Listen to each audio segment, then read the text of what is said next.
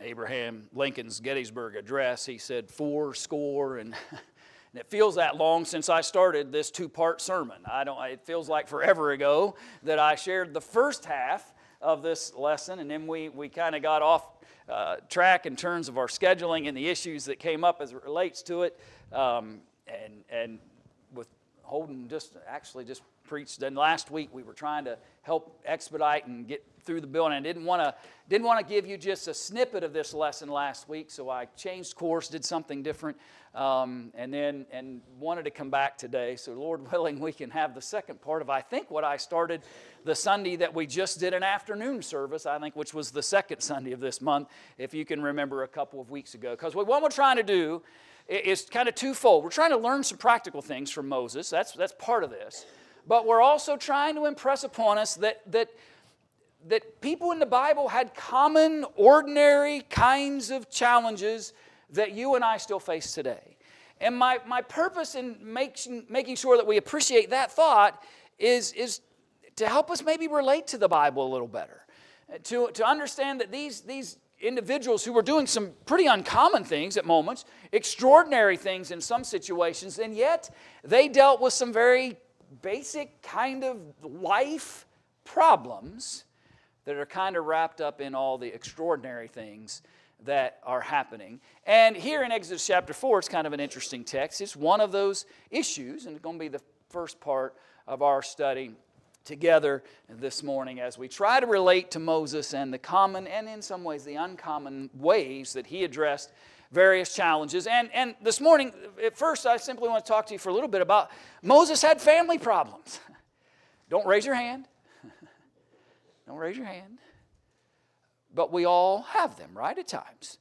We all have challenges sometimes. The family dynamic isn't always easy, and it's not always simple. And people say some mean things sometimes, and they don't behave as they should sometimes. And it's challenging in those family dynamics sometimes. And I want us to just learn from Moses that he's just like us. He's got issues in his family relationships that are challenging. Here in Exodus chapter 4, in that text that was just read for us a moment ago, is one of those moments where God's not happy with the lack of obedience to his laws as it relates. And so he's about to deal with Moses because of it. Then Zipporah, his wife, Moses' wife, comes on the scene. And I'm always cautious. You don't want to, not too much anecdote is worth the problems it'll create later. But if you understand the hidden thought behind that. But anyway, you bloody husband, right? Because of the circumstance, she is not very kind to Moses, who is simply fulfilling the instructions of God. And it makes it pretty challenging. That's not the only moment that he has in relationship to her, by the way. In Exodus chapter 18, and in verse 1, notice, and Jethro, the priest of Midian, Moses' father-in-law, heard of all that God had done for Moses and for Israel, his people, that the Lord had brought Israel out of Egypt. Then Jethro, Moses' father-in-law, took Zipporah, Moses' wife, after he had sent her back, with her 2 sons, of whom the name of one was Gershom, for he said, I have been a stranger in a foreign land. And the name of the other was Eleazar, for he said, the God of my father was my help and delivered me from the sword of Pharaoh. And Jethro, Moses' father-in-law, came with his sons and his wife to Moses in the wilderness, where he was encamped at the mountain of God. Now there's a whole extra history that's unveiled to us there in Exodus chapter 18. That's where Jethro kind of has this conversation with Moses about he's overworked, and you need to get some folks that can handle some of these more minor issues among the people. Let them make the judgments over that. You deal with the heavier issues that come up. And all of that's here in this chapter as well. Here's the simple thought that I want you to recognize. Things had gotten bad enough that Moses reached a point where he says to Zipporah and his sons, you go back to your dad for a little while. That whatever has occurred between Exodus chapter 4 and that scene, and by the time you fast forward a period of time, and the time that the Israelites have been let out of the Egyptian slavery and all the issues. I'm just simply trying to get us to recognize it was rough enough, apparently, that Moses needed to just focus on the work that God had had, and he sends his wife and his children back to spend time with Jethro. And all I'm trying to help us appreciate this morning, brethren, is simply this. The family dynamic, even the husband-wife relationship can be hard sometimes, be challenging. And it can create friction and conflict. And harsh things can be said. And how I respond to that will have a large impact upon how I honor the vows and commitments that I made before my Creator first and to the one I chose. I wish that I could promise you that you never, now Deborah's never called me bloody husband. And quite frankly, not even anything close. But we get it, right? It's marriage is something you got to work at, and sometimes there's forgiveness that has to be offered, and sometimes reconciliation needs to take place, and sometimes correction needs to take place, and sometimes you got to work through conflict and challenge, and sometimes you may even need a time to step away. Paul taught that, right? In the New Testament, Paul said that you might need to separate for prayer and fasting to get your spiritual mind where it needs to be, but not for too long, he said, lest temptation sets in and creates problems and come. But sometimes in that most of intimate family dynamic, husband-wife relationship, there can be challenges that have to be overcome. And all I'm trying, again, to get us to appreciate here is Moses is like you and I sometimes.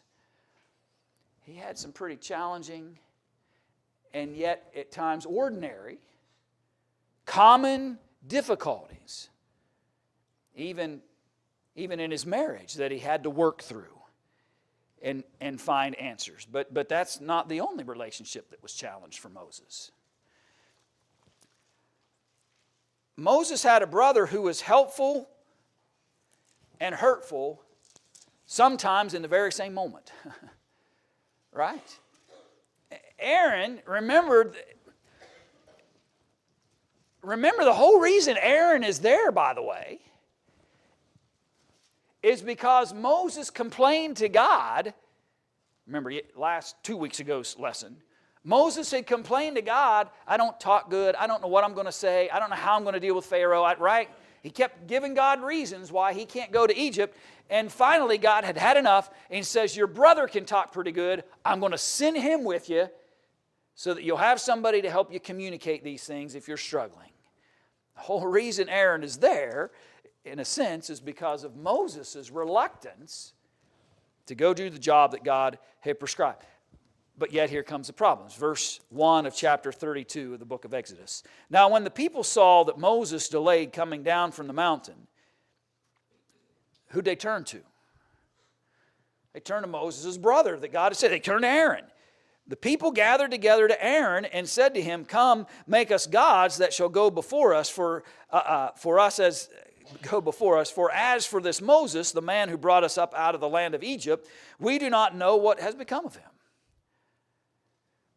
And by the way, they're right. They don't know what, right? Because they weren't given permission to go with him, and so they don't, he's been going longer than they expected. Now, if Aaron had been the kind of brother that Moses needed, especially in the role that Moses was fulfilling as it relates to God, you would hope that Aaron would have told the people, calm down, right? God got us out of Egypt to begin with, and if he's called my brother Moses up onto the mountain for a period of time, even if it's longer than you and I think it should be, God's been working so far. Let's be patient. But that's not what he did, is it?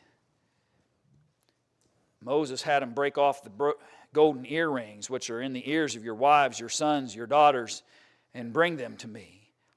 So all the people broke off the golden earrings which were in their ears and brought them to Aaron, and he received the gold from the hand, and he fashioned it with an engraving tool and made a molded calf. And then they said, "This is your God of Israel that brought you out of the land of Egypt." Aaron is supposed to be Moses' right hand.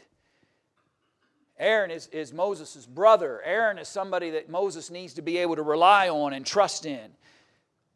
Aaron is somebody that Moses needed to have confidence that when he goes up on the mountain to fulfill what God has in store for him, that he can trust that Aaron is taking care of the Israelites in the way that God would desire. And then he comes back,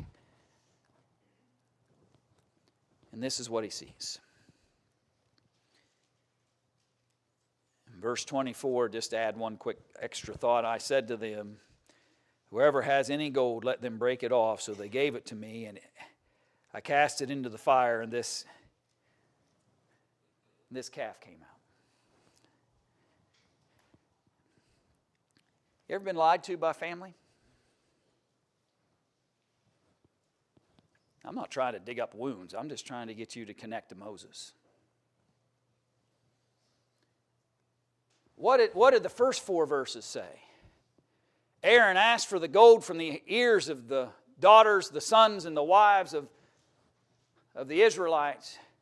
He melted that gold down, and he molded, he fashioned a calf. He made it. He took a tool, and he took that gold, and he made a golden calf. When Moses asks him about it in verse 24, he said, "I threw gold in a fire, and voila!"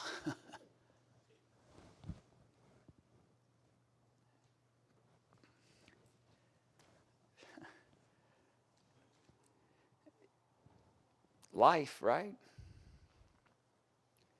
Sometimes it can be pretty common, even to men like Moses, who trusted Aaron just to take care of business.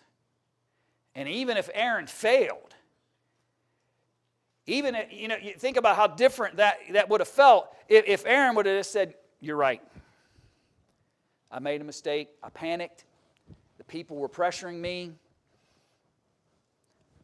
My mind went back to Egypt. And I made them a god. They wanted a god, and we fashioned one like we used to have back there in Egypt." You could at least respect that, right? To just own it. You ever just wanted a family member, just own it, right? Just own it. No deceit, no games. Just own it. If you've ever felt that way, you're not that different than Moses. You're not that different than Moses.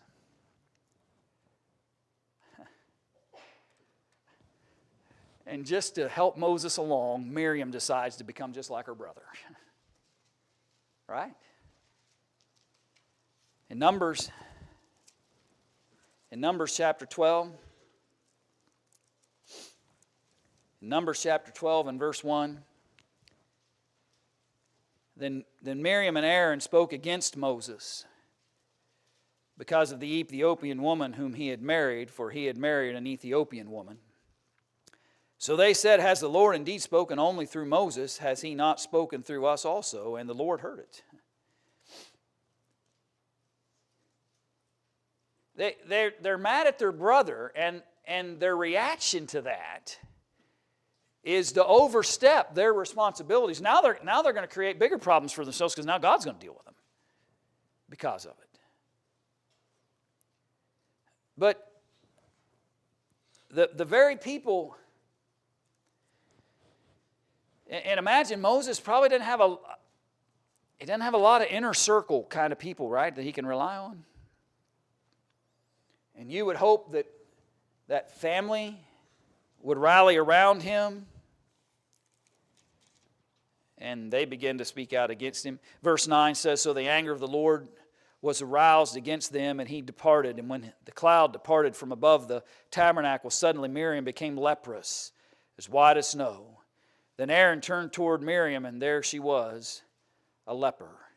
So Aaron said to Moses, 'O my Lord, please do not lay this sin on us in which we have done foolishly and in which we have sinned. Please do not let her be as one dead whose flesh is half consumed when he comes out of his mother's womb. So Moses cried out to the Lord, saying, Please heal her, O God, I pray. Uncommon. Why'd she have leprosy? She had leprosy because of the way she treated Moses, which in turn had her treating God the wrong way. And Moses' response to that, friends, learn this part. I'm not trying to just throw coals of fire on you this morning. I'm not just trying to remind you of some pretty painful things. I'm trying to also remind us that there's a proper way to act. Even when your wife doesn't treat you right, even when your brother isn't behaving as he should, even when your sister gets in on the action and she decides to speak out against you rather than being encouraging as well, when harm comes to them because of it, Moses reaches out to God to aid and help them. That's the lesson I hope I learned from all this, right? Not just, okay, Moses, I can relate, right? Not that reaction. No, learn that even when those who are close to us behave improperly, when they don't treat us right, my prayer for them is still that God would help, aid, encourage, lift up, right? That's what I love about Moses. Heal her. Heal her. Then the Lord said to Moses, if her father had but spit in her face, would he not be shamed at least 7 days? Let her be shut out of the camp 7 days, and afterwards she may be received again. She's at least going to have to deal with it for a period of time, Moses, but I'll let her be restored. Moses had personal struggles just like us. And I hope that his example of how to respond to those personal struggles would be how we would respond as well.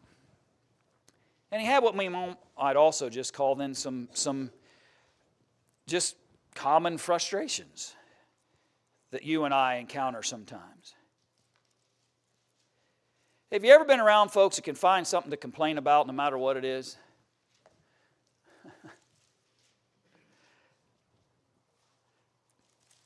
You could have 42 varieties of pizza sitting in front of you and they would want the 46th. Right? They are gifted. They are gifted at finding ways to complain and murmur and just, there's always something. Can you imagine being Moses? Just every day. An entire nation is looking to him with eyes of murmur and complaint. All the congregation, verse 1 of Exodus chapter 17, all the congregation of the children of Israel set out on their journey from the wilderness of Sin according to the commandment of the Lord, and camped in Rephidim, but there was no water for the people to drink. Therefore the people contended with Moses and said, Give us water that we may drink. So Moses said to them, Why do you contend with me? Why do you tempt the Lord? And the people thirsted there for water, and the people complained against Moses and said, Why is it you have brought us up out of Egypt? By the way, get that context. Sometimes we separate that context sometimes too much.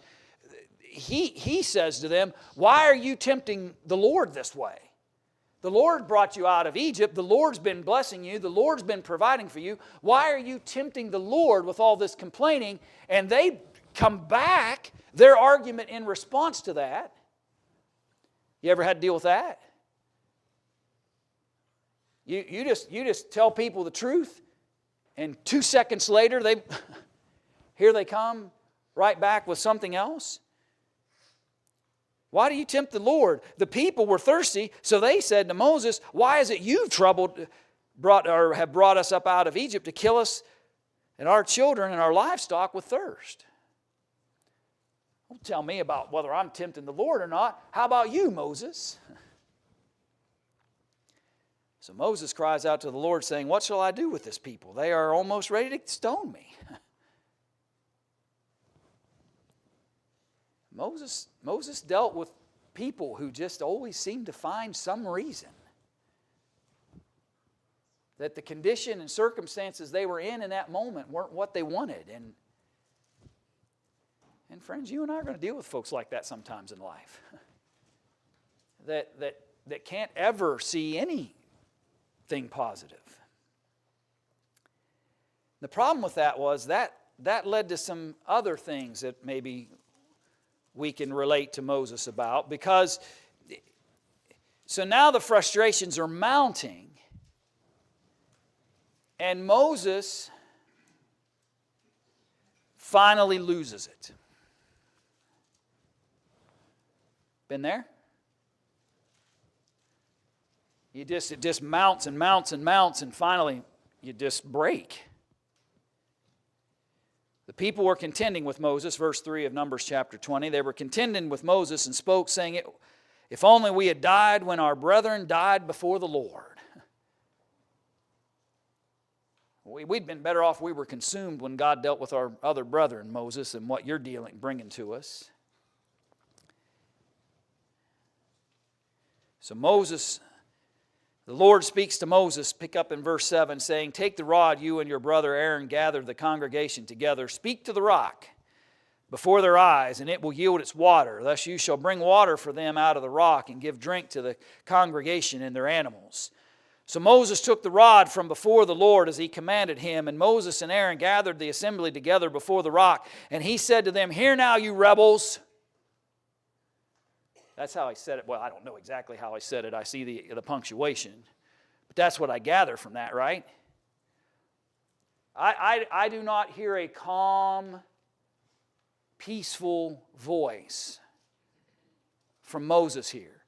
You don't call somebody a rebel peacefully. Right?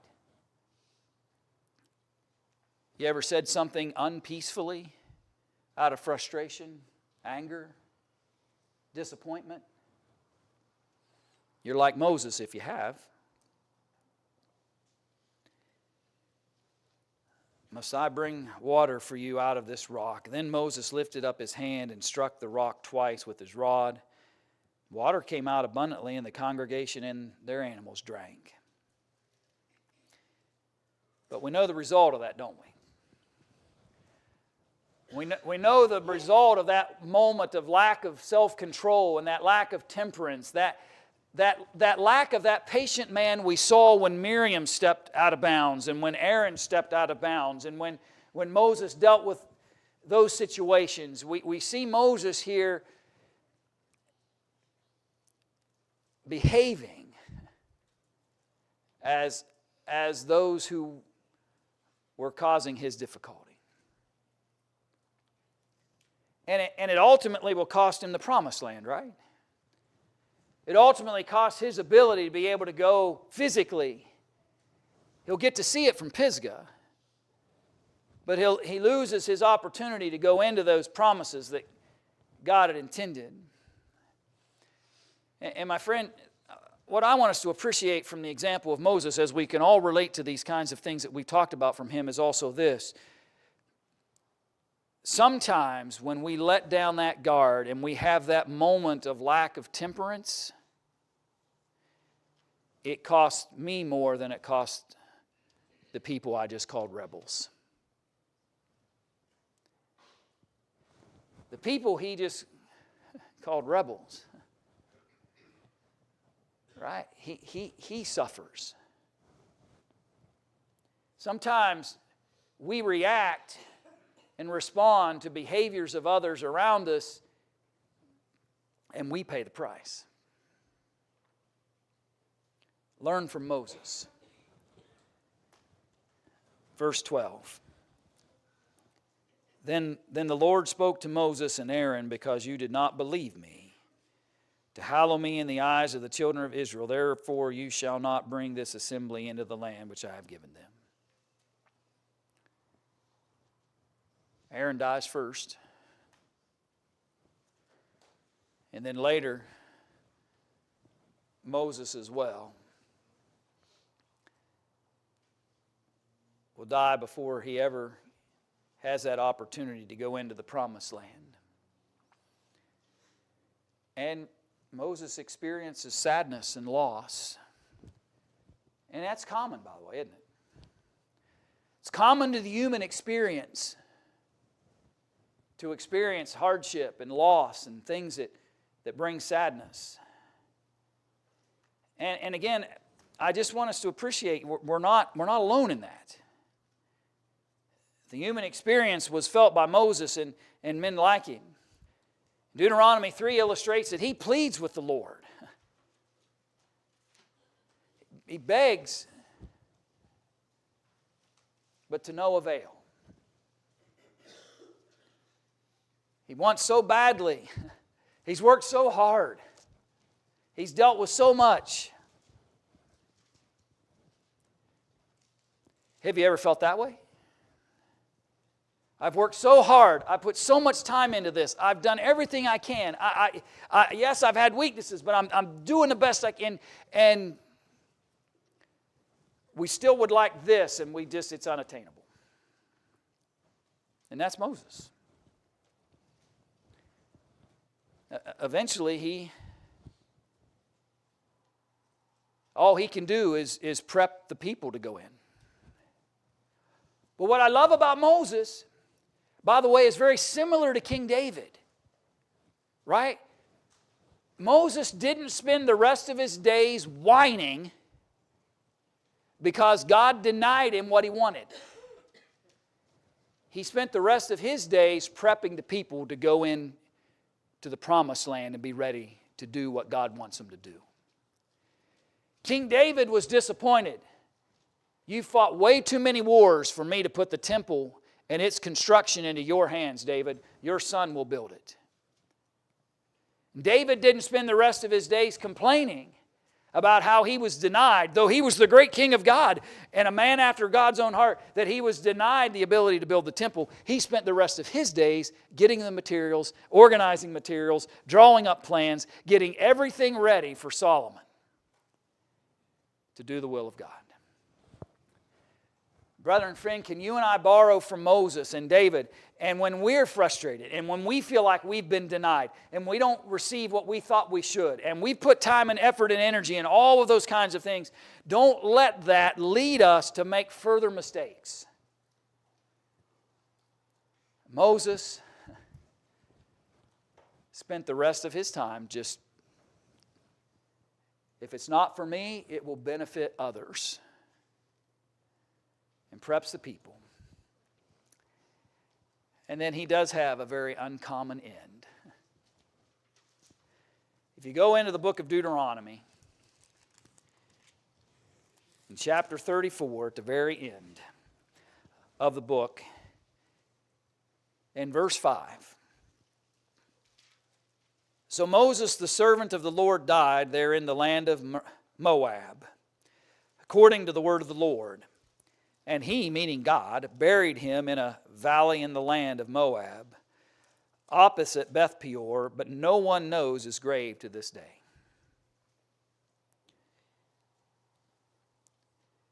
It was never about Moses, was it? It was always about God. It was always about what God was doing for his people. And if they had created some sepulcher in which they would go, and if they knew exactly where the great man Moses was buried, maybe Moses gets elevated further than he should. But after 120 years, 40 years as an Egyptian, 40 years as a shepherd, and 40 years trying to lead God's people into a promised land, Moses dies an uncommon death, in that he dies in the presence of God and is buried by God himself. And a constant reminder from that day forward then that it's always about God. It needs to always be about, yes, I have challenges, you have challenges. some common, some uncommon. We experience things just like men like Moses and David and others in Scripture we could have pointed to. There's lots of ways for us to personally connect to these accounts within Scripture. But the other common thread I hope that will come from all of that is that in all of those challenges that God comes to the top. Always let God come to the top. In my choices, in my behaviors, in my responses, in my reactions, into my addressing of all things common, always let God come to the top.